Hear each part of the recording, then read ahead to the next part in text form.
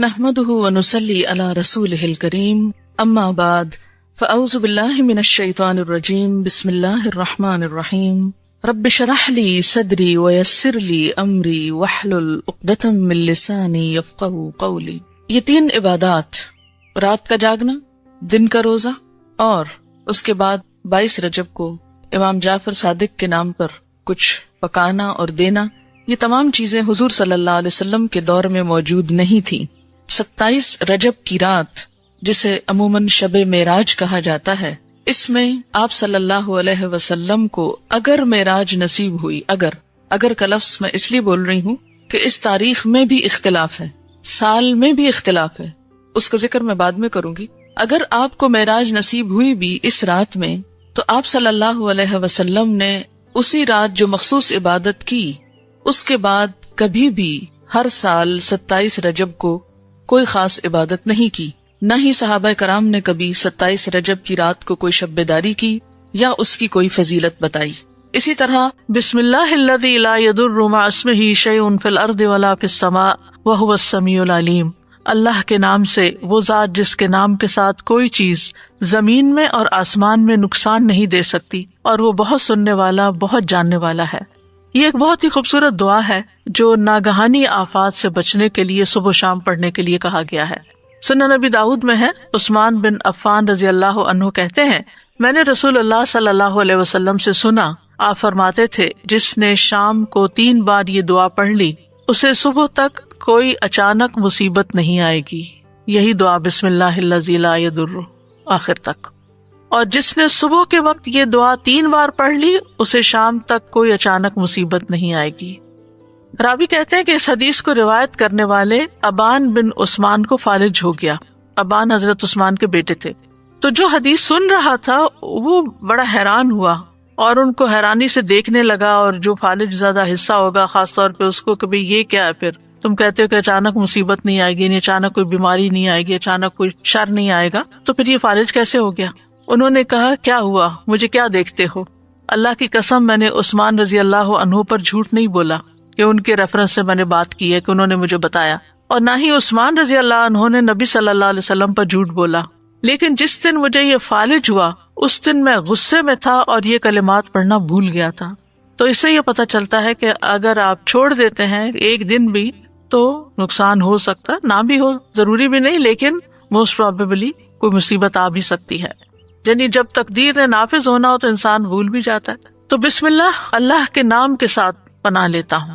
لا یضر مع اسمہ شیء فی الارض، یعنی اللہ کا نام لینے سے کوئی چیز زمین میں نقصان نہیں دیتی، یعنی جو اللہ کے نام کو اپنے ساتھ رکھتا ہے، اللہ کے نام کا ورد کرتا رہتا ہے، اپنے لیے لازم کرتا ہے، اس کو کوئی چیز نقصان نہیں دیتی، یعنی اللہ کے نام کی برکت کی وجہ سے کوئی چیز نقصان نہیں پہنچا سکتی، نہ زمین میں نہ آسمان میں۔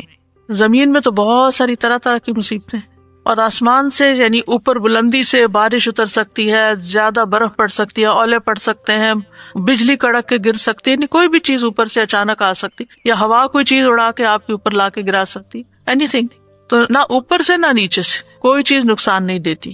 وَهُوَ السَّمِيعُ الْعَلِيمُ، اور وہ ہر چیز کو سننے والا، سارے اقوال کو اور سارے افعال ہمارے خوب جاننے والا ہے۔ تو یہ دعا ان اذکار میں سے ہے جن کی ہر مسلمان کو صبح و شام پابندی کرنی چاہیے، تاکہ اللہ کے حکم سے اچانک پہنچنے والی مصیبتوں، بلاؤں اور تکلیفوں اور نقصان سے انسان محفوظ رہ سکے۔ امام قرطبی کہتے ہیں کہ یہ حدیث صحیح ہے، صادق و امین صلی اللہ علیہ وسلم کی ہے، اس پر ہمیں دلیل اور تجربے ہر 2 طرح سے اطمینان ہے۔ دلیل تو یہ ہے کہ یہ ثابت صحیح حدیث ہے، اور تجربہ ایکسپیرینس بھی کیا انہوں نے۔ وہ کہتے ہیں کہ جب سے میں نے یہ روایت سنی تھی تو میں پابندی سے اس کو پڑھتا تھا، پھر جب مجھ سے چھوٹ گئی تو مدینہ میں ایک رات مجھے بچھو نے کاٹ لیا۔ جب میں نے خوب سوچ بچار کی تو مجھے یاد آیا کہ میں نے یہ کلمات نہیں پڑھے تھے۔ تو یاد رکھیے کہ اس میں اصل جو حفاظت کا سبب ہے وہ اللہ کا نام ہے، بسم اللہ الذی لا یضر، اللہ کا نام لیا جائے تو کوئی چیز نقصان نہیں دیتی۔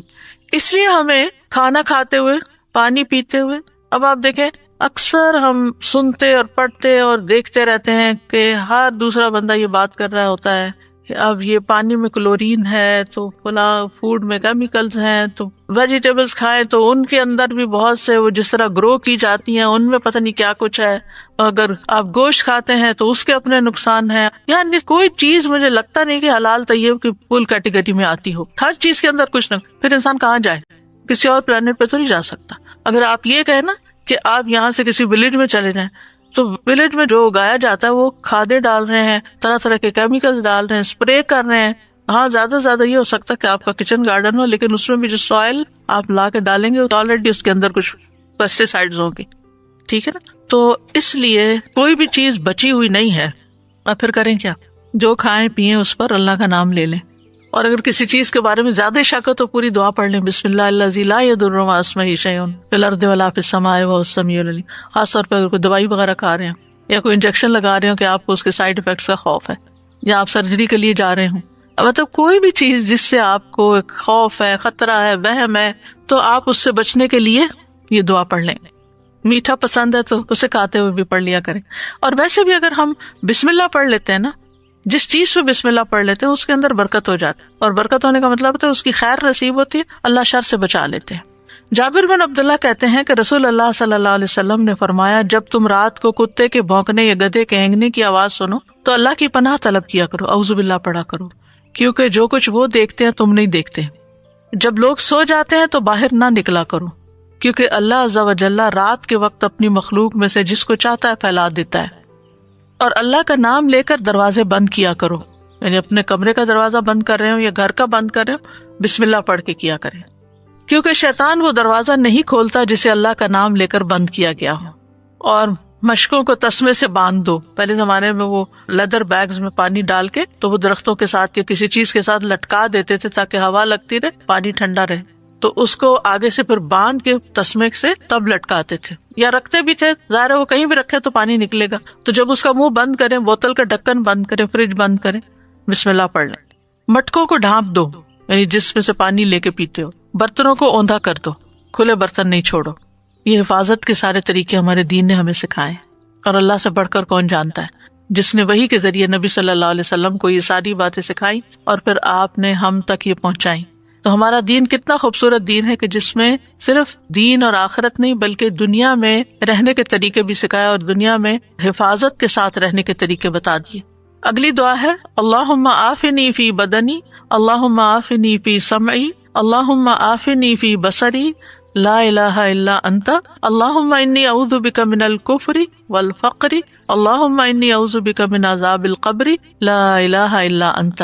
اے اللہ مجھے میرے بدن میں عافیت عطا فرما، اے اللہ مجھے میری سماعت میں عافیت عطا فرما، اے اللہ مجھے میری بصارت میں عافیت عطا فرما، تیرے علاوہ کوئی اور معبود نہیں. اے اللہ میں کفر اور فقر سے تیری پناہ میں آتا ہوں، اے اللہ میں عذاب قبر سے تیری پناہ میں آتا ہوں، تیرے سوا کوئی معبود نہیں.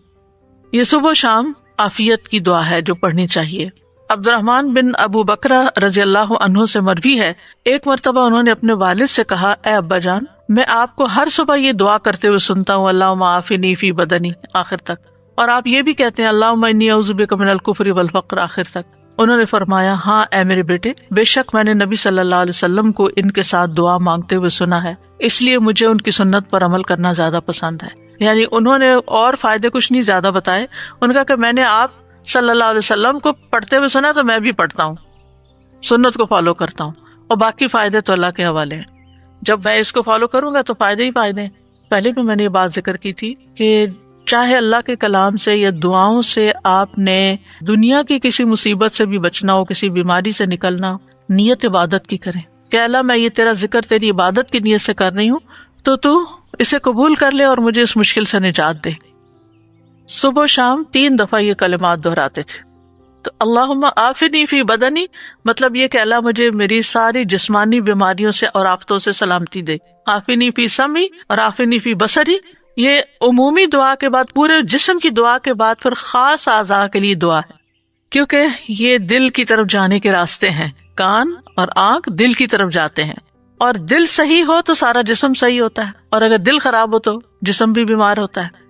اس لیے اللہ سبحانہ تعالیٰ اس کے اندر پائے جانے والے ہر فتنے سے جو آنکھ کے ذریعے اندر جاتا ہے اور کہاں اس سے بھی بچائے. کیونکہ جب آپ ایسی چیزیں دیکھتے ہیں یا کوئی باتیں ایسی سنتے ہیں جن سے آپ کی طبیعت خراب ہوتی ہے، پریشانی ہوتی ہے، تو پھر آپ وہی سوچتے چلے جاتے ہیں اور آپ کا اچھا بھلا دن خراب ہو جاتا ہے. تو جب ہم یہ دعا مانگنے کہ اللہ میری آنکھ کو اپنی عافیت میں رکھ، یعنی یہ کوئی ایسی چیز بھی نہ دیکھے جو تجھے ناپسند ہو، اور اگر کوئی ایسی چیز ہے کہ جس کو دیکھنا خوف کا یا غم کا یا تکلیف کا باعث ہے، اس سے بھی محفوظ رکھ. اور اللہم انی اعوذ بک من الکفر والفقر، دو چیزوں سے خاص طور پر پناہ مانگی گئی، ایک کفر سے اور ایک فقر سے. کفر میں ایمان نہیں ہوتا، فقر میں مال نہیں ہوتا. ان دو چیزوں سے محرومی جو ہے وہ بھی بہت بڑی محرومی ہوتی ہے کہ جس کی وجہ سے انسان کی زندگی بڑی مشکل میں ہوتی ہے. ایمان نہ ہو تو اس کی روحانی زندگی ساری ڈسٹرب، اور مال نہ ہو تو اس کی دنیا کی زندگی ساری مصیبت میں. تو یہ دونوں چیزیں بھی بڑی ضروری ہیں زندگی گزارنے کے لیے.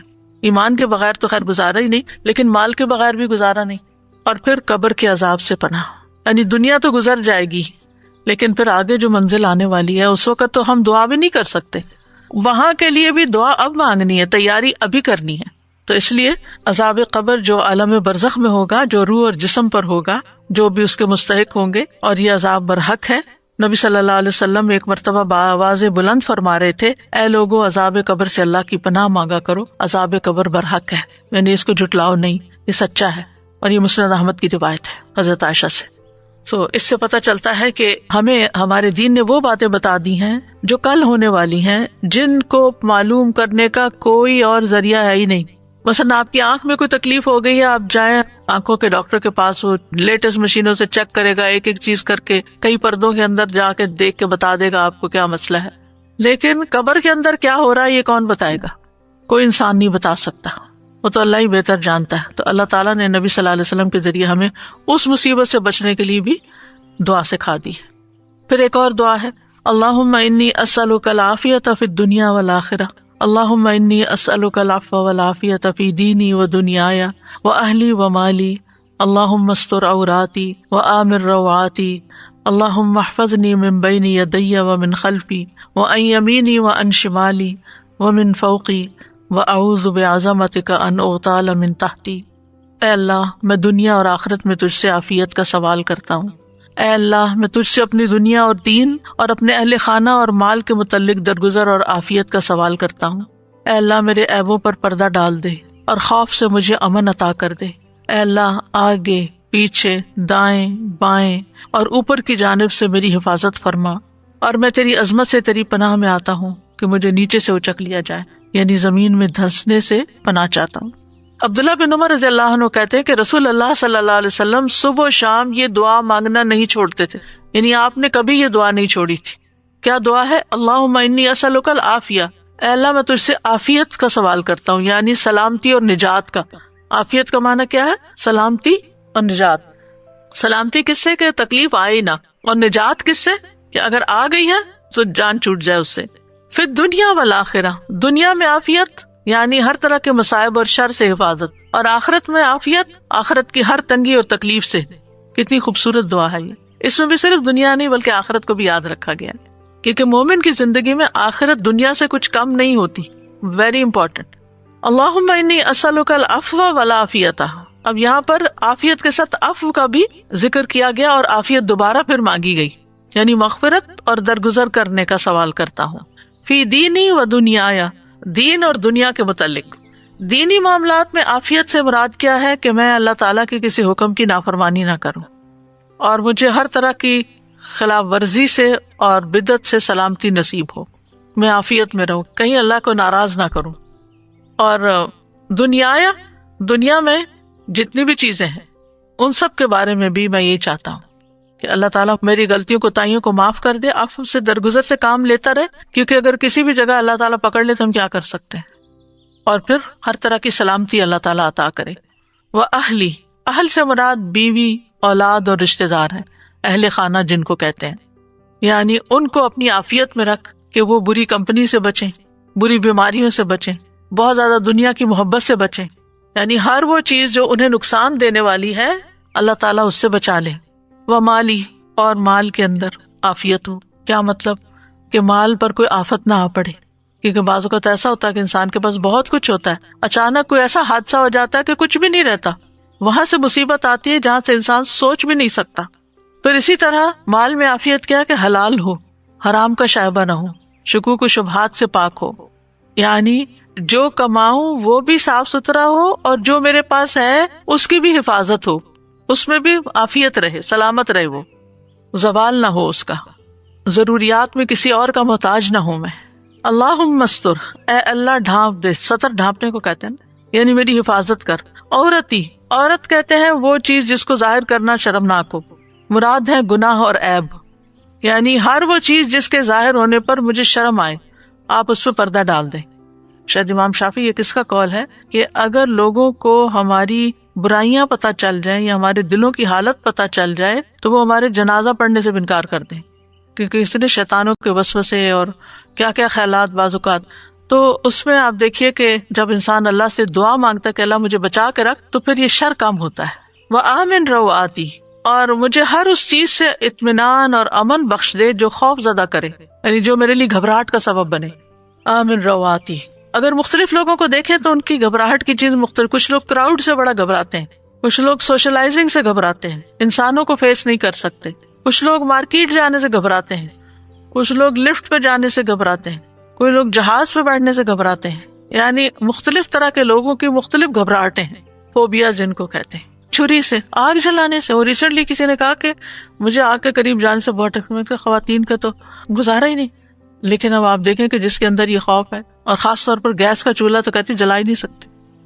تو ایسے ایسے خوف اب یہ کہاں سے آ گیا جو باقیوں میں نہیں ہے، اس ایک بےچارے کے اندر آ گیا کہیں سے. تو ایسے ہی ہر ایک کے اندر کسی ایسی چیز کا خوف ہوتا ہے. اور پھر اسی طرح کچھ لوگوں کو ایسے نفسیاتی مرض لگ جاتے ہیں کہ شام ہوتے ہی ان کو ڈپریشن ہوتا ہے، موسم تبدیل ہوتا ہے. پھر اسی طرح جیسے کوئی کام کر لیتے ہیں تو ان کو وہم رہتا ہے پتہ نہیں کیا یا نہیں، وہم کی بیماری، گھر پتہ نہیں لاک کیا کہ نہیں، گاڑی تک جا کے بیٹھ جائیں گے، پھر وہاں سے بےچارے نکلیں گے، پھر آ کے دروازہ چیک کریں گے بند کیا کہ نہیں، پھر جا کے بیٹھیں گے تو پھر خیال آئے گا شاید میں نے صحیح چیک نہیں کیا، پھر دوبارہ جائیں گے. کتنی تکلیف میں ہوتے ہیں ایسے لوگ. یعنی ہم سب ان میں سے کسی نہ کسی چیز کا ایکسپیرینس کر رہے ہوتے ہیں. وضو کا بھی ہوتا ہے، کوکر کا ہوتا ہے، بند نہیں کر کے پکا سکتے اس کو. اللہ تعالیٰ ہر طرح کے ایسی چیزوں سے بچا کے رکھے. تو یہ جو ہے نا وہ آمن روآتی، اللہ جتنی چیزیں مجھے گھبراہٹ میں ڈالتی ہیں ان سب سے مجھے نجات دے، امن دے دے. آمن امن سے مجھے پیس عطا، یعنی اطمینان قلب نصیب کر دے. کتنی خوبصورت دعا ہے، اور صبح شام پڑھنے کے لیے ہر چیز اس میں کور ہو رہی ہے. اللہم احفظنی من بین یدی ومن خلفی، اللہ میری حفاظت کر میرے سامنے سے بھی، یعنی کوئی مثلا گاڑی سامنے سے آ کے نہ لگے مثلاً، یا کوئی چیز مجھے سامنے سے نہ ٹکرائے آ کے، ومن خلفی، اور میرے پیچھے سے کوئی اچانک نہ آ جائے. کچھ لوگ جیسے نماز پڑھے تو کہتے ہیں مجھے لگتا پتہ نہیں کوئی پیچھے کھڑا ہے، خوف میں رہتے نماز ہی ٹھیک نہیں پڑھ پاتے. وعن یمینی، دائیں طرف سے کوئی چیز نہ آئے، وعن شمالی، بائیں طرف سے نہ آئے، ومن فوقی، اوپر سے کوئی نہ آئے. شیطان نے بھی تو یہی کہا تھا نا کہ میں انسان کے آگے سے، پیچھے سے، دائیں بائیں سب طرف سے آؤں گا. وہ اوپر کا اس نے نہیں کہا تھا کہ جس بندے پہ اللہ کی رحمت ہوتی ہے. وَأَعُوذُ بِعَظَمَتِكَ أَنْ أُغْتَالَ مِنْ تَحْتِي، اور میں تیری عظمت، تیری قوت اور تیری طاقت کے ساتھ حفاظت اور پناہ طلب کرتا ہوں کہ مجھے زمین میں دھنسا نہ دیا جائے، کہیں میں ہلاک نہ ہو جاؤں.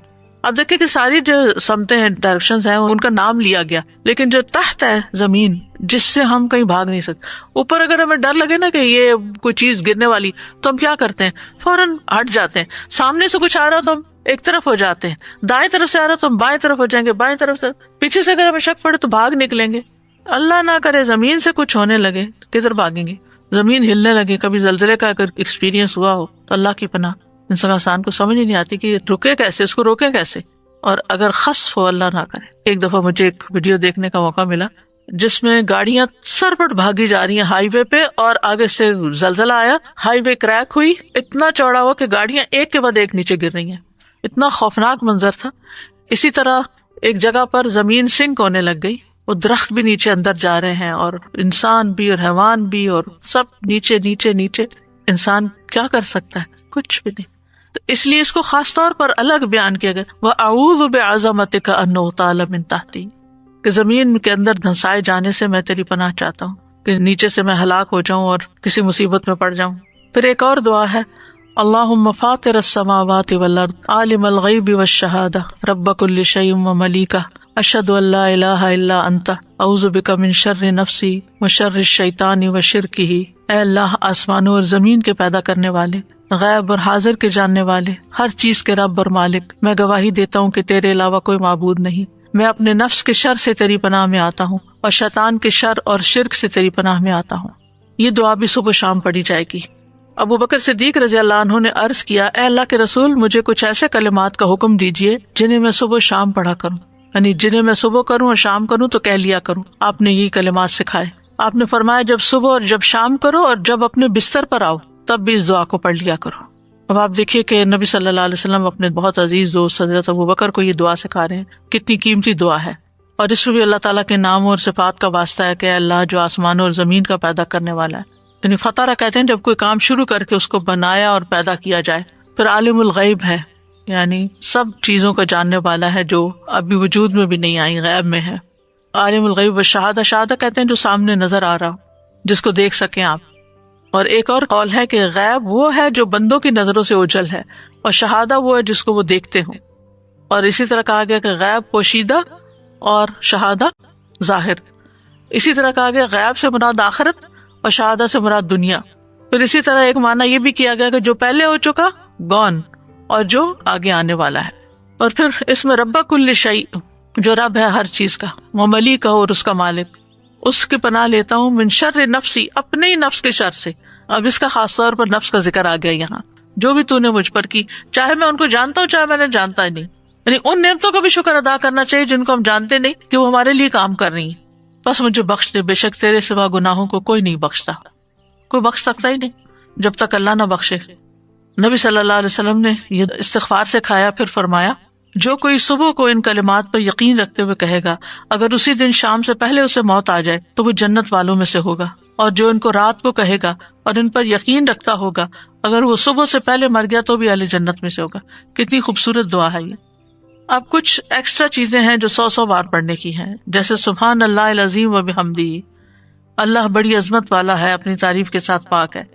رسول اللہ صلی اللہ علیہ وسلم نے فرمایا جو شخص سبحان اللہ العظیم و بحمدہ 100 مرتبہ پڑھے اور اسی طرح شام کو بھی 100 بار پڑھے تو اس کے برابر مخلوق میں کسی کا درجہ نہیں ہو سکتا، ایسا شخص درجوں میں سب سے اونچا ہے۔ تو اس سے یہ بھی پتہ چلتا ہے کہ 100 سے زیادہ بار بھی پڑھا جا سکتا ہے، کیونکہ اللہ تعالیٰ کی تسبیح پہ کوئی حد نہیں، کوئی قید نہیں ہے۔ یہ جو تسبیح ہے یہ حمد کے ساتھ ہے، اور جب تعریف کے ساتھ تسبیح ہوتی ہے تو اس کا مطلب یہ ہے کہ اللہ تعالیٰ کو ہم ہر عیب نقص سے پاک قرار دے رہے ہیں۔ پھر ایک اور ذکر ہے سبحان اللہ الحمدللہ اللہ اکبر، بڑی خوبصورت حدیث اور بڑی آسان، اگر کسی کو اللہ توفیق دے عمل کی۔ رسول اللہ صلی اللہ علیہ وسلم نے فرمایا جو سورج نکلنے سے پہلے اور غروب ہونے سے پہلے 100 بار سبحان اللہ پڑھے، یہ 100 اونٹنیوں کو قربانی میں ذبح کرنے سے افضل ہے۔ جب آپ سنتے ہیں نا کہ نبی صلی اللہ علیہ وسلم نے حج کے موقع پر 100 اونٹ قربان کیے تو ہم کہتے ہیں ہم تو زندگی میں سوچ بھی نہیں سکتے۔ اگر آپ سوچ نہیں سکتے اور آپ کو شوق ہے پھر بھی، تو آپ یہ کلمات صبح اور شام 100 بار پڑھیں سبحان اللہ۔ اور جو سورج نکلنے اور غروب ہونے سے پہلے، اوقات کی پابندی ہے یہاں، 100 مرتبہ الحمدللہ پڑھے، یہ 100 گھوڑے جہاد میں سواری کے لیے دینے سے افضل ہے کہ مجاہد اس پہ بیٹھ کے کہیں جائیں اللہ کے راستے میں جہاد کرے، تو اس سے بھی افضل ہے کہ آپ 100 بار الحمدللہ پڑھیں۔ اور جو سورج نکلنے سے اور غروب ہونے سے پہلے 100 مرتبہ اللہ اکبر پڑھے، یہ 100 غلام آزاد کرنے سے افضل ہے۔ کتنا اجر و ثواب ہے اس کا۔ خاص طور پر وہ خواتین جن کے بچے چھوٹے نہیں ہیں، جن کی جابز نہیں ہیں، جو گھر پر ہوتی ہیں، ان کے لیے بڑا اچھا موقع ہے۔ فجر کی نماز پڑھیں، اس کے بعد بیٹھ کر سورج نکلنے سے پہلے اپنے یہ اذکار کر لیں۔ اسی طرح صبح کے وقت کے کچھ اور اذکار اور دعائیں بھی ہیں، جیسے سبحان اللہ و بحمدہ عدد خلقہ و رضا نفسہ و زنۃ عرشہ و مداد کلماتہ، اللہ کی تعریف اور اسی کی پاکی ہے، اس کی مخلوق کی تعداد کے برابر، اس کی رضا اور اس کے عرش کے وزن اور اس کے کلمات کی سیاہی کے برابر۔ ان کلمات کے بارے میں آتا ہے، حضرت جویریہ سے روایت ہے کہ نبی صلی اللہ علیہ وسلم صبح کے وقت ہی نماز ادا کرنے کے بعد ان کے پاس سے چلے گئے، یعنی نماز کے لیے چلے گئے، اور وہ اپنی جانماز پر بیٹھی ہوئی تھی۔ پھر دن چڑھے، آپ واپس تشریف لائے تو وہ وہیں بیٹھی ہوئی تھی۔ آپ نے فرمایا جس وقت میں تمہارے پاس سے گیا ہوں تم اسی طرح بیٹھی ہو؟ انہوں نے کہا جی ہاں۔ نبی صلی اللہ علیہ وسلم نے فرمایا میں نے تمہارے بعد ایسے 4 کلمات 3 بار کہے، اگر تمہارے آج کے کہے ہوئے کلمات کو ان کے ساتھ وزن کیا جائے تو ان کلمات کا وزن زیادہ ہوگا۔ سبحان اللہ و بحمدہ عدد خلقہ و رضا نفسہ و زنۃ عرشہ و مداد کلماتہ۔ آپ دیکھیے اللہ نے کیا کچھ پیدا کیا، کیا ہم گن سکتے ہیں؟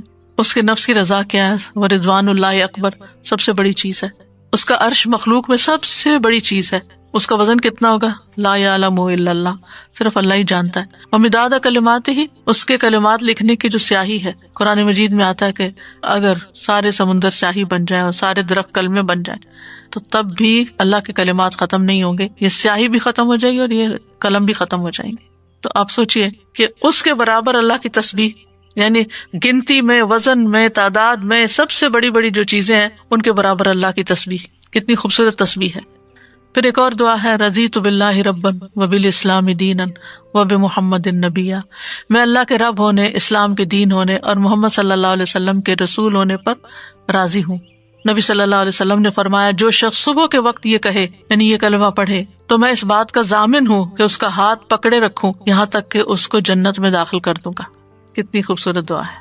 جو اس بات پر مطمئن ہو جائے کہ میرے لیے میرا رب کافی ہے، اللہ ہی میرا رب ہے، وہی میرا معبود ہے اور اسلام میرا دین ہے. کیونکہ آج کے دور میں آپ دیکھیں کہ ہمارے بچوں کو اسلام کے اوپر بھی شک ہو گیا ہے، یقین اٹھ گیا ہے. تو جو اسلام کو سچا دین مانے اس کی اتنی بڑی جزا ہے، اور وہ اس بات کا اقرار کرے کہ میں اسی رستے پر چلوں گا.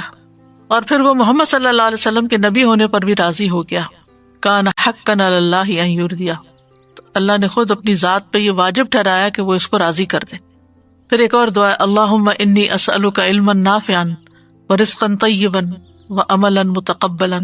اے اللہ میں تجھ سے فائدہ دینے والے علم، پاک رزق اور قبول ہونے والے عمل کا سوال کرتا ہوں. حضرت ام سلمہ کہتی ہیں، جب صبح کے وقت نبی صلی اللہ علیہ وسلم نماز سے سلام پھیرتے تو فرماتے، اللہم انی اسألک علما نافعا ورزقا طیبا وعملا متقبلا. ہر روز انسان کو یہی چیزیں تو چاہیے ہوتی ہیں.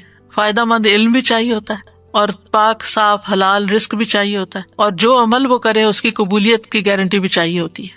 اور اصل میں تو عمل مانگ رہا ہے نا کہ اللہ نیکیوں کی توفیق دے دے.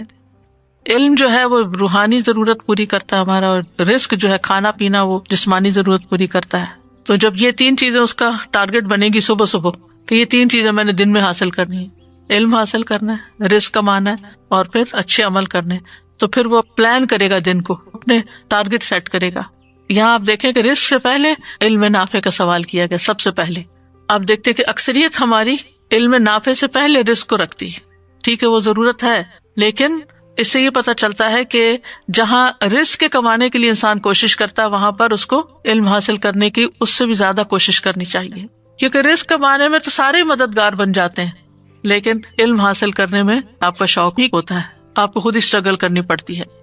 لیکن اگر انسان علم نافع چھوڑ کر صرف دنیا کے پیچھے جا رہا ہے، فرمایا قل هل ننبئکم بالاخسرین اعمالا الذین ضل سعیہم فی الحیاۃ الدنیا وہم یحسبون انہم یحسنون صنعا. کہہ دیجیے کیا ہم بتائیں تمہیں کہ اعمال کے اعتبار سے کون لوگ سب سے زیادہ خسارے میں ہیں؟ یہ وہ لوگ ہیں جن کی ساری کوشش دنیا کی زندگی میں ضائع ہو گئی اور وہ سمجھتے رہے کہ وہ بہت اچھے کام کر رہے ہیں. یعنی جو لوگ صرف دنیا کے پیچھے بھاگ رہے ہیں، دنیا حاصل بھی کر رہے ہیں، وہ سمجھتے ہیں ہم سب سے زیادہ کامیاب لوگ ہیں. آج اگر آپ سکسیسفل پیپل کی سٹوریز دیکھیں تو اس میں کوئی وہ نہیں نظر آئے گا کہ جو آخرت کے لیے کام کر رہا. وہی لوگ ہوں گے کہ جو دنیا میں آگے نکلے ہوئے ہیں. کبھی انسان کو رزق مال مل بھی جاتا ہے اور وہ سمجھتا ہے کہ یہ پاک اور مفید ہے، لیکن حقیقت میں وہ نقصان دہ ہوتا ہے. تو اس کو بھی کیا حلال ہے کیا نہیں ہے، کیا مفید ہے کیا نہیں ہے، یہ بھی علم سے پتہ چلتا ہے. تو علم نافع میں دین کا علم بھی اور دنیا کا بھی وہ فائدہ مند علم جس سے انسان کو اچھے برے کی تمیز ہو، وہ بھی ضروری ہے. پھر کچھ کلمات شام کے وقت کے لیے خاص ہیں، جیسے اعوذ بکلمات اللہ التامات من شر ما خلق 3 بار پڑھنا. ایک آدمی نبی صلی اللہ علیہ وسلم کی خدمت میں حاضر ہو کر عرض کرنے لگا، اے اللہ کے رسول مجھے رات بچھو نے کاٹ لیا. آپ نے فرمایا اگر تم شام کے وقت اعوذ بکلمات اللہ التامات من شر ما خلق پڑھ لیتے تو تمہیں یہ تکلیف نہ پہنچاتا. پھر اسی طرح دن کے کسی بھی وقت میں آپ یہ ذکر پڑھ سکتے ہیں، سبحان اللہ و بحمدہ 100 بار. چاہے تو صبح کے وقت پڑھ لیں، چاہے تو سورج نکلنے کے بعد پڑھ لیں، دوپہر میں پڑھ لیں، جب دل چاہے پڑھ لیں. رسول اللہ صلی اللہ علیہ وسلم نے فرمایا جو شخص سبحان اللہ و بحمدہ دن میں 100 بار کہے تو اس کے گناہ معاف کر دیے جاتے ہیں، اگرچہ سمندر کی جھاگ کے برابر ہی کیوں نہ ہو. پھر استغفر اللہ و اتوب الیہ، کثرت سے استغفار کرنا. پھر ہے لا الہ الا اللہ وحدہ لا شریک لہ لہ الملک و لہ الحمد وہو علی کل شیء قدیر، دن میں 100 بار پڑھنا.